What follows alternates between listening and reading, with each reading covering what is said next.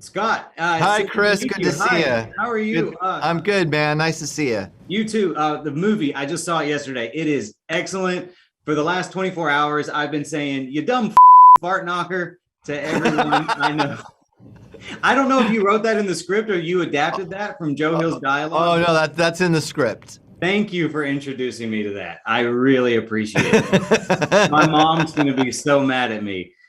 Yeah, that was the scene that Madeline did for her audition, and when she did it, I laughed so hard I knew immediately I was going to cast her in the role. Yeah, I loved it. I loved it so much. So I've been describing the Black Phone the last little bit to my friends as dark Spielberg. That's how I like, which is a compliment of the highest order. I think dark Spielberg should be its own film genre.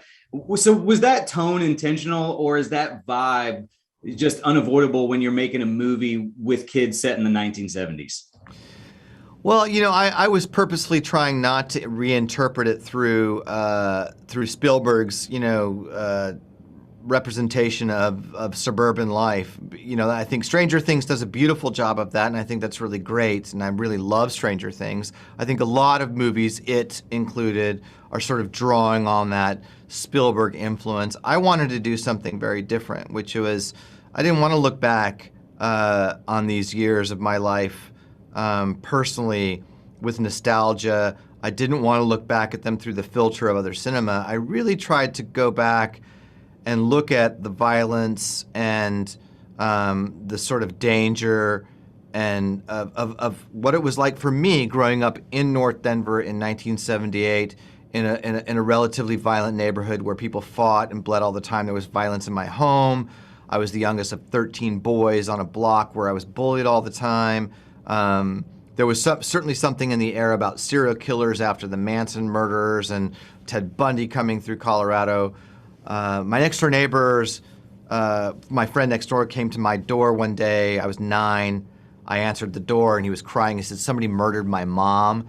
His mother was abducted and raped and wrapped in phone cord and thrown in the local lake. So this feeling of like impending killers on the loose, ready to take you out anytime, was very palpable and real. So my primarily a sort of memory of childhood, the feeling I remember the most is fear, for all these reasons. So what I wanted to do is try to capture the feeling of that, like what the late 1970s in North Denver felt like to me, what it looked like, what it felt like.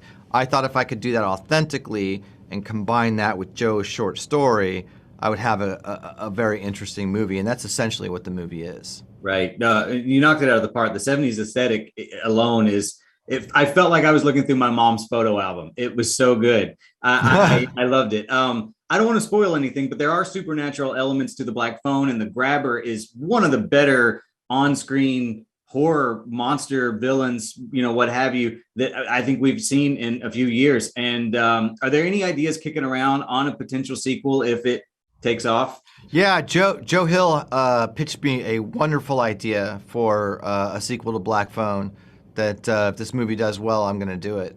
Oh God, I love to hear that. That's amazing. Yeah, Scott, thank yeah, you so he's much got a for your great time. idea. I really liked it when he and Joe, Joe's very protective and personal about his material, but he came to me with the idea, and I was like, that's how you do a sequel to Black Phone. That's terrific.